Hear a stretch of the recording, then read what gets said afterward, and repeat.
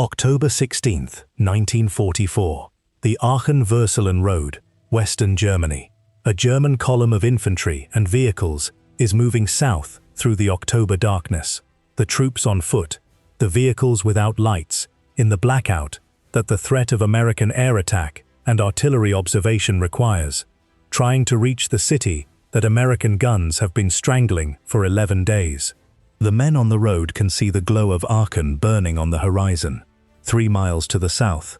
the fires from the American artillery and the 1st Infantry Division's combat producing the specific and orange illumination of the burning city that has been visible from the surrounding countryside since the Americans began the final reduction of the Festung on October 13th. The soldiers of the 246th are moving toward that glow with the specific and urgent purpose of the soldiers on a relief mission, who understand that every hour's delay is another hour of the garrison's attrition inside the burning city. And they do not know that American forward observers on the high ground to the northwest have been watching their column for the past hour, plotting its position and movement on the artillery map, reporting to the Fire Direction Center, and preparing the fire mission that is about to end the column's march.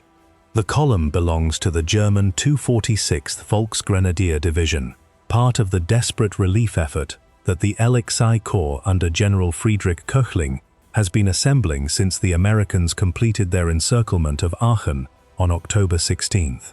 Aachen is the first German city to be contested on German soil in the Second World War,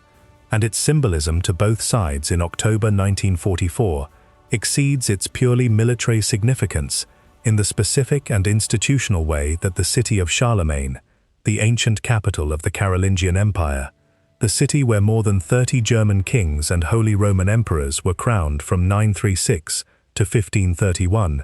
the city where Charlemagne himself is buried beneath the Gothic Aachen Cathedral, exceeds its value as a road junction or a communications hub or a defensive position in the American First Army's operational plans. Aachen is a city of myth and national memory. The German army cannot be seen to give it up without a fight. Hitler has declared it a Festung, a fortress that must be defended to the last man and the last shell. The garrison under Colonel Gerhard Wilk has been ordered to hold until the relief arrives, to fight in the rubble and the cellars and the streets, rather than surrender the city that German propaganda has been calling irreplaceable. The 246th Volksgrenadier Division has been ordered to break the American encirclement and relieve the garrison with the specific urgency of the higher command that understands the political and symbolic cost of losing the first German city,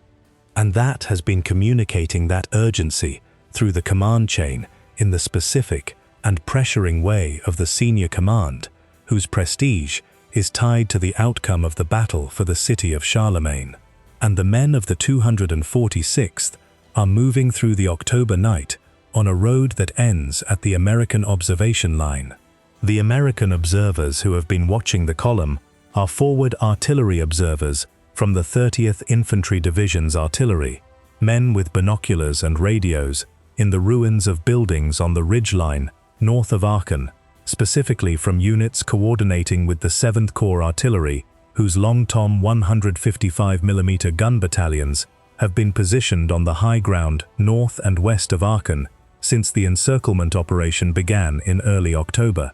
The observer's job is to see the target, report its location in grid coordinates, call for the type and amount of fire, assess the fire when the first shells arrive, and adjust the following rounds onto the target with the corrections that close the gap between the first round's impact point and the precise target location. Tonight, the target is moving at the pace of infantry on a road march, perhaps 3 miles per hour, which means the observer must estimate the column's speed and direction and report a predicted position, the location where the column will be when the shells arrive 30 seconds after the gun's fire. The math is not complicated.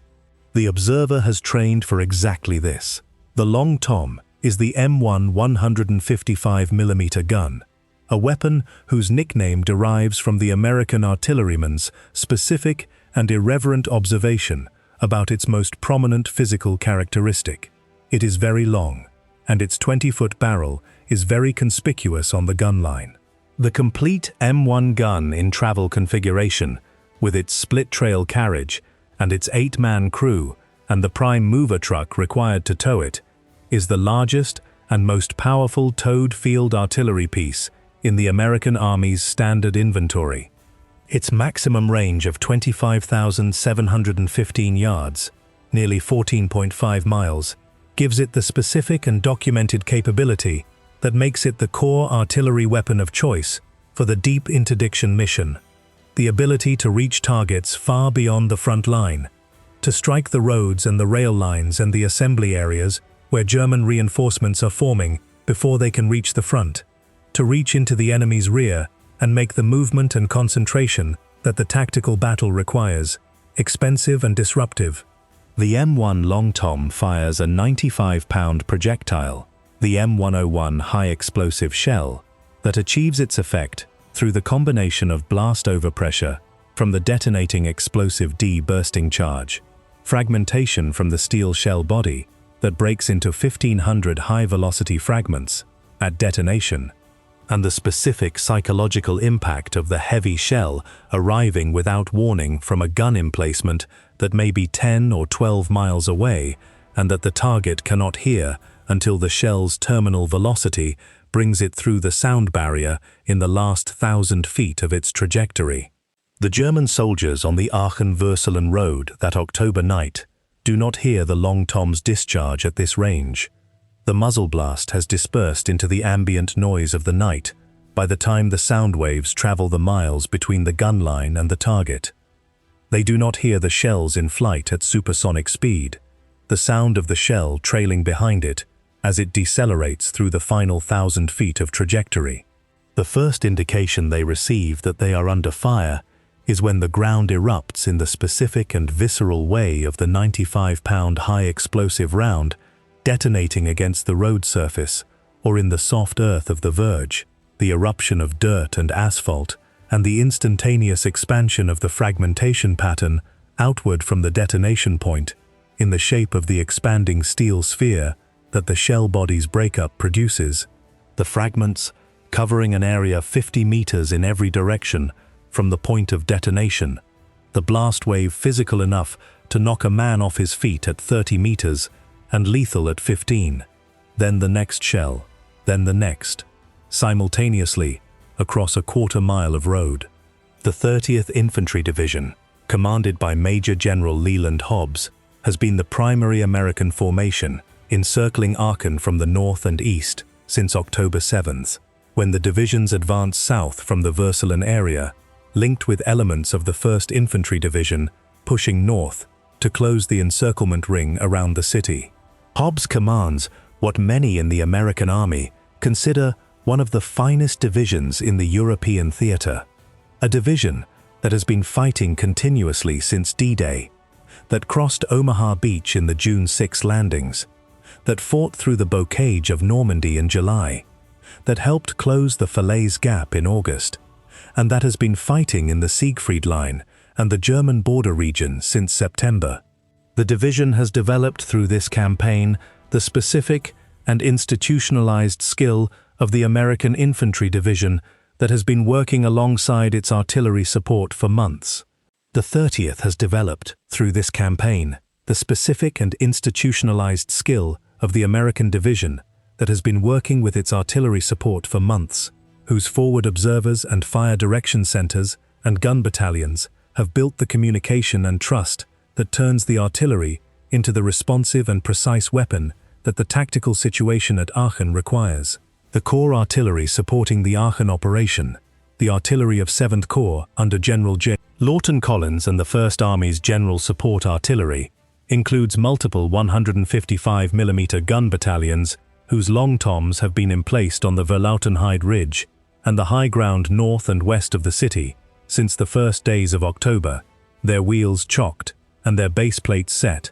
and their aiming circles registered on the survey control points that allow the Fire Direction Center to compute missions in any direction without additional survey work. The Fire Direction Center that coordinates these weapons, the specific and organized intelligence collection and fire coordination apparatus, whose product is the artillery mission that sends the Long Tom's shells onto a specific grid, coordinate at a specific time, has been tracking German movement on the roads around Aachen continuously since the encirclement began.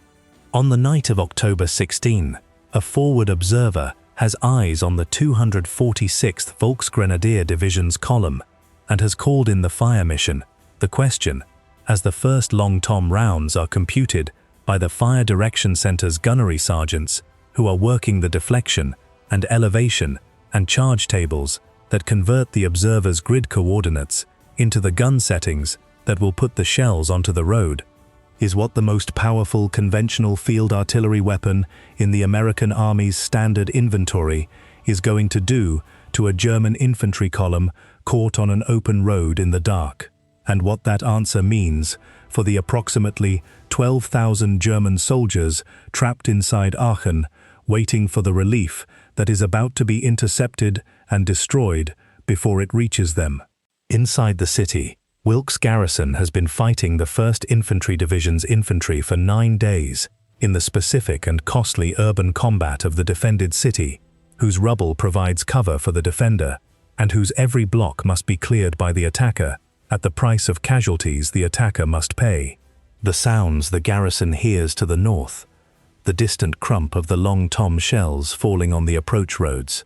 are the sounds of the relief that is not arriving. The fire mission goes to the 240th Field Artillery Battalion and coordinating 155mm gun battalions whose Long Toms are emplaced on the high ground north of Aachen, and the first shells are in the air within minutes of the observer's call for fire and the Fire Direction Center's computation and transmission of the gun data. The Long Tom's trajectory at maximum range is long and high. The gun fires at a high elevation angle, sending the 95-pound shells on a flight path that arcs to an apogee of more than 10,000 feet before falling at a steep angle onto the target area, the entire flight taking approximately 30 seconds from the gun's muzzle to the road surface where the column is moving. In those 30 seconds, the column moves perhaps 50 feet,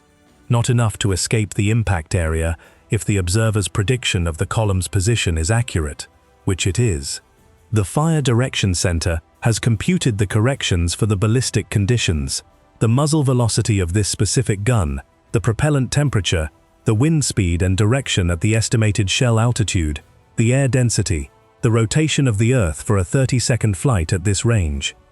The gun crews have set the elevation and deflection and charge. The Long Toms are loaded and aimed. The battery commanders check the settings on the gun's elevation and direction dials. The fire order comes from the Fire Direction Center over the radio. 8 guns, 8 simultaneous fire commands, the crews executing the loading drill that puts the 95-pound projectile in the chamber and the powder charge behind it and the primer in the breech. The range clock in the Fire Direction Center is timing the firing sequence so that all rounds arrive simultaneously. The battery commanders give the fire order, fire.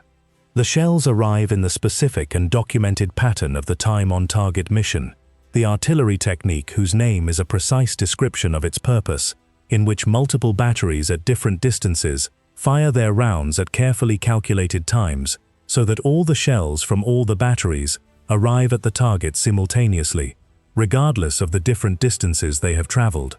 The result of the time-on-target technique is the transformation of the sequential thumps of individual rounds, arriving one at a time into the simultaneous devastation of the massed artillery strike that no individual soldier's reaction time can respond to. On the Aachen-Würselen road on the night of October 16, the time-on-target mission produces the specific and visceral result that the technique was designed to produce. The German column, spread over a quarter-mile of road between the vehicles at its head and the rear guard at its tail, receives the first shells simultaneously across its entire length, with no warning and no time for the individual soldier's survival instinct to find cover before the fragmentation pattern sweeps the road surface. The 246th Volksgrenadier Division's men on the road are not ordinary soldiers by the Wehrmacht's 1944 standards, and in October 1944, the Wehrmacht standards themselves have declined significantly from the professional army that invaded France in 1940 and the Soviet Union in 1941. The Volksgrenadier designation indicates a formation that has been reconstituted after heavy losses from the division that previously carried its number,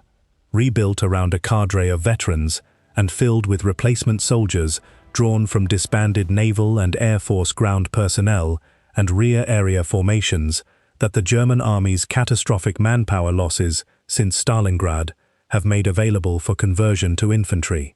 These men have rifles and machine guns and the tactical training that the conversion process provides. Many of them have not been in ground combat before. The 246th has been fighting on the Aachen front since September, has accumulated some combat experience in the defensive fighting of the West Wall positions, and is attempting the relief mission with the specific and organized preparation that the LXCC Corps staff has been able to assemble in the 2 weeks since the encirclement began: route reconnaissance, artillery support coordination, infantry engineer coordination for the breach of the American encirclement line.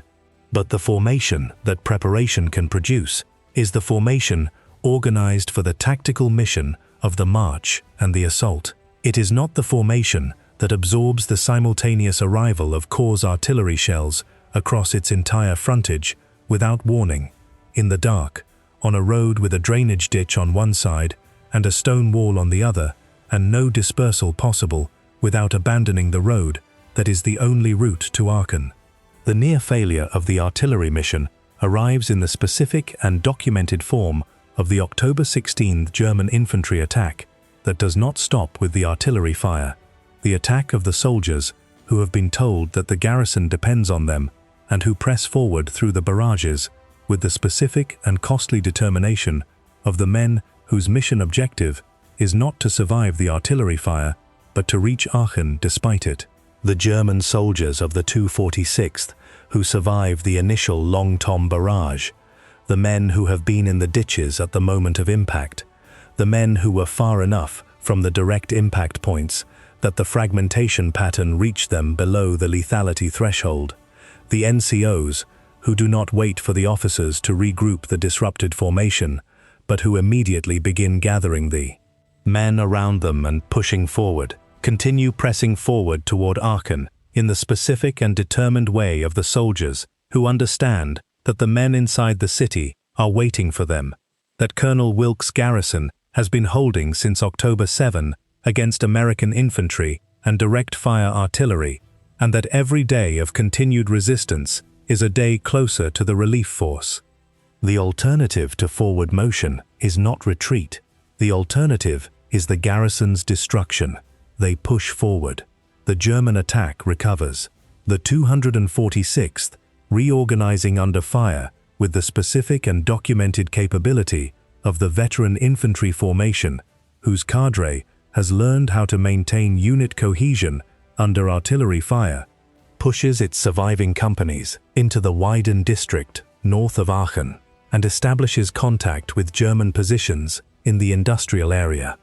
A momentary penetration that threatens to break the American encirclement from the north, and that, if exploited and reinforced, could open the corridor to the trapped garrison. It is the moment when the Long Tom's limitations are most apparent. The close urban terrain of the Weiden district is exactly the environment where the 155mm gun cannot fire without endangering American soldiers, and the German soldiers who have survived the open road bombardment are now in the cover that the artillery cannot follow them into. The American response is immediate and layered. The 30th Infantry Division's infantry battalions, specifically the 119th Infantry Regiment under Colonel Walter Johnson, whose positions north of Aachen in the Weiden district and the Crucifix Hill area have been holding the encirclement line since October 16, engage the German penetration with direct fire weapons at close range. The 119th's rifle companies dug into the houses and the factory buildings of the industrial terrain north of the city, engage the advancing German infantry at ranges where the individual soldier's marksmanship and the squad's fire discipline are the decisive factors, not the 155mm gun on the ridge 14 miles away. The 57mm anti-tank guns of the regimental anti-tank platoon, the M4 Sherman tanks of the 743rd Tank Battalion attached to the 30th Division, and the rifle squads firing from every window and doorway in the widened buildings produce the specific and close infantry fighting of the urban and suburban terrain north of Aachen, where the coal mine headframes and the walled factory yards and the dense street grid provide cover for both sides and eliminate the Long Tom's range advantage in the most absolute way available, by putting the enemy and the friendly troops in the same city block. At close range, inside the 2,000-meter minimum range below which the trajectory of the Long Tom's high-angle fire cannot be safely managed over friendly troops, the Long Tom cannot fire into the widened district without endangering American soldiers. This is the weapon's tactical limitation in the urban fight, and it is a real limitation whose constraint the German soldiers in the Weiden district are exploiting by staying close to the American lines. When American and German soldiers are fighting in the same block of buildings, the Long Tom cannot fire at either of them. But at the distances where the German reinforcement columns are assembling and moving, on the approach roads from Würselen, 3 kilometers north of Aachen, from Alsdorf to the northeast, from Eschweiler along the rail line from Jülich, from the assembly areas around Würselen station where the German infantry is concentrating for the next assault, the Long Toms are still reaching out, still computing fire missions as the intelligence picture updates with the observer reports and the aerial reconnaissance, still sending their 95-pound shells into the assembly areas and the march routes where the German units are concentrating for the next relief attempt. The Fire Coordination Center that manages the Long Tom battalions during the Aachen battle is the product of the American Army's specific and institutionalized investment in artillery support. An investment that began in the First World War's lessons about artillery's role in modern combat, and that has been refined through North Africa, Sicily, Normandy, and the pursuit across France into the system that the First Army operates in October 1944. The 7th Corps Artillery Program, the organization of multiple artillery battalions under a corps headquarters with the communications equipment, the fire direction personnel, the survey control infrastructure, and the meteorological support that converts the gun table's theoretical trajectories into the actual trajectories that the real atmosphere produces, represents the American doctrinal solution to the problem of fires at the operational level, not the individual battalion firing independently at its own targets, but the integrated fires of multiple battalions coordinated by a higher headquarters against the most important targets in the core zone. General Courtney Hodges, commanding 1st Army from his headquarters at Spa, Belgium, has been using the corps artillery in exactly this way since the Siegfried Line campaign began in September, massing the fires of multiple Long Tom battalions against the specific and documented targets that the tactical situation and the intelligence picture identify as the decisive ones. The methodology is the methodology of the artillerist who has been practicing his craft since the First World War and who understands that the most valuable use of long-range heavy artillery is not the general support mission that puts shells into the target area, but the specific and intelligence-driven mission that puts shells onto the specific target at the specific time when that target is most vulnerable. In October 1944, as the Aachen encirclement produces the specific and urgent targeting opportunity of the German relief columns that must move on a limited number of roads to reach the trapped garrison, the decisive targets are those German relief columns on the roads outside Aachen. The German LX Corps makes 4 separate relief attempts between October 16 and October 21st, each one directed against the American encirclement line north and east of Aachen, at the Weiden corridor, that is the closest point between the relief force and the trapped garrison, and each one subject to the same intelligence collection and fire mission cycle that has been producing the Long Tom bombardments since the encirclement began. The 49th Infantry Division and elements of the 3rd Panzer Grenadier Division, in addition to the 246th Volksgrenadier, are committed to the relief attempts across this 5-day period, and the intelligence picture available to the American Corps Artillery's Fire Direction Center reflects the movements of all of them. The aerial reconnaissance photographs from the 19 Tactical Air Command's reconnaissance aircraft, the prisoner interrogations that the 30th Division's intelligence staff conducts within hours of capture, the signals intelligence intercepts whose content the First Army's intelligence section processes and distributes to the tactical level, and the forward observer reports from the men with radios in the forward positions who can see the roads and report what is moving on them. The legacy of what the Long Tom 155mm guns did to the German columns outside Aachen in October 1944 is the legacy of the American Army's artillery superiority as the decisive tactical factor in the Siegfried Line campaign and in the broader European campaign that the First Army is fighting from the Belgian border to the German heartland. The German command at every level, from the division commanders filing their after-action reports to Field Marshal Gerd von Rundstedt at OB West, identified American artillery superiority as the single most important element of the American combat advantage that the Wehrmacht could not match in 1944. The German after-action reports from the Aachen battle and the subsequent Hürtgen Forest fighting and the Roer River campaign consistently identified American Corps artillery and the 155mm Long Tom specifically as the weapon system that German units could not protect themselves against in the field,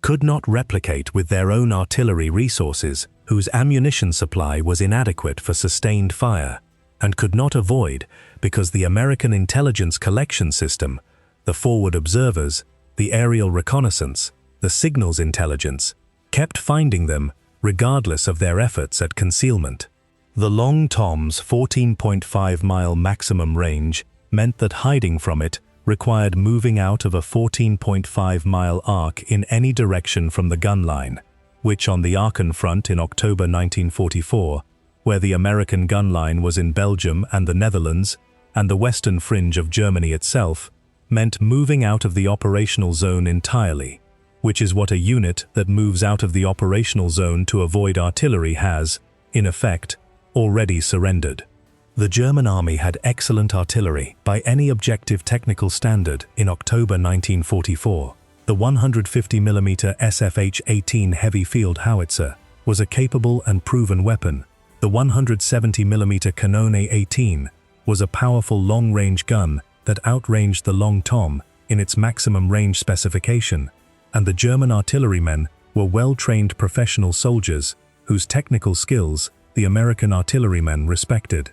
What the German artillery could not match was the American Corps Artillery's organizational framework. The fire direction centers with their trained gunnery personnel and their computing equipment, the radio communications infrastructure that linked the forward observers to the fire direction center and the fire direction center to the gun line in the reliable chain that the fire mission requires.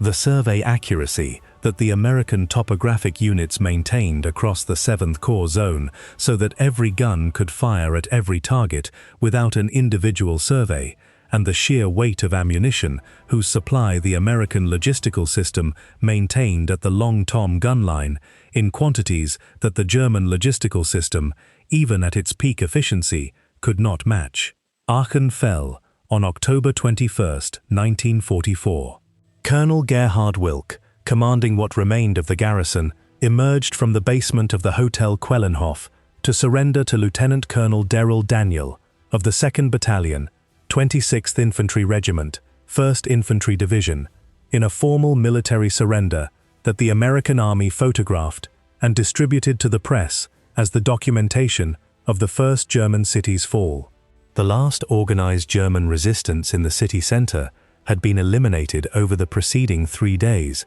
by a combination of infantry assault, direct fire 155mm artillery from M12 self-propelled gun motor carriages, firing at point-blank range into German-held buildings in the specific and devastating application of the heavy artillery shell at 200 yards that the urban fighting requires when the defenders will not yield to small arms, and the 1st Infantry Division's methodical block-by-block clearance that the German defenders contested with the specific and costly determination of the soldiers who have been told that surrender means dishonor and survival means continuing to fight in the rubble. The German relief attempts had failed. The 246th Volksgrenadier Division had pushed to within 1,200 meters of the city perimeter before being stopped by the combination of American infantry resistance and artillery fire, whose coordination had improved with each successive relief attempt. The Weiden penetration of October 17 through 18, the closest the relief force came to breaking the encirclement, was contained and pushed back by October 18. The human cost of the Battle for Aachen was specific and documented on both sides, though the German records of October 1944 are incomplete in the ways that the disorganized retreat and the communication failures of a losing army make inevitable. The German garrison of approximately 12,000 soldiers lost an estimated 5,000 killed or wounded before the surrender, with 5,600 taken prisoner when Wilkes' formal surrender order was transmitted to the isolated pockets of resistance still holding out in the city's ruins. The 30th Infantry Division and the 1st Infantry Division together suffered approximately 2,000 killed, wounded, and missing in the encirclement and reduction operation. The German relief force, the 246th Volksgrenadier, the 49th Infantry Division, and the 3rd Panzergrenadier Division elements committed to the 4 relief attempts suffered casualties that the German records of the period do not fully preserve, but that the American after-action reports and the prisoner interrogations document as severe enough to leave all 3 formations significantly degraded for subsequent operations on the Siegfried Line. The Long Tom Battalion's contribution to those casualties was specifically identified in the post-battle analysis and the 7th Corps Artillery after-action reports. The artillery fire on the approach roads and the assembly areas was credited with disrupting the relief attempts at the critical moments when the German formations were most vulnerable. Moving in column on open roads at night, concentrated in assembly areas for the assault, without the dispersal and cover that the defended position provides. The Corps Artillery's fire mission log for the October 16-21 period documents the specific engagements: the column on the Aachen-Würselen Road on October 16th, the assembly area at Würselen on October 17th, the road junction at Verlautenheide on October 18th, the approach route from Alsdorf on October 19 and 20, each engagement representing the intelligence collection and fire mission cycle operating against a target that the German command could not conceal from American observers and could not route around the American observation coverage. What the Long Tom 155mm guns did to the German column outside Aachen on October 16, 1944, was what the American artillery has been doing to German units since the North African Campaign of 1942 and the Sicilian Campaign of 1943 and the Normandy breakout of 1944, doing with the specific and accumulated institutional skill of the army that has been investing in artillery organization, fire direction training, and ammunition logistics since the First World War's catastrophic lessons about the decisive role of massed artillery fires in modern ground combat, and doing with the specific and growing weight of the American industrial production that has been filling the ammunition depots and the forward supply points of the First Army with the 155mm shells that the Long Toms fire in quantities that the Wehrmacht's logistical system, struggling under the combined weight of the Allied strategic bombing campaign and the fuel shortage produced by the Ploesti oil field losses, has not been able to match since 1942. The German soldiers who died on the Aachen-Würselen Road died because the American army understood something fundamental about modern warfare that the men on that road could not change, and that the German command could not offset with the resources available in October 1944, that the side with more guns, better organized into the core artillery framework, better supplied with the ammunition that the industrial system provides, and better directed by the fire direction centers whose training and equipment converts the observer's report into the gun data whose accuracy puts the shell on the target, wins the artillery duel. And when you win the artillery duel in sustained combat, you win the battle. In October 1944, outside Aachen, the American artillery's superiority over the German was the superiority of an army that had been preparing for this moment for 3 years, investing in the organization and the training and the equipment and the ammunition supply that the core artillery program required, and whose preparation had produced, in the M1 Long Tom, the weapon that delivered that superiority at 14.5 miles range onto the roads that the German army needed to use to save Aachen and could not protect.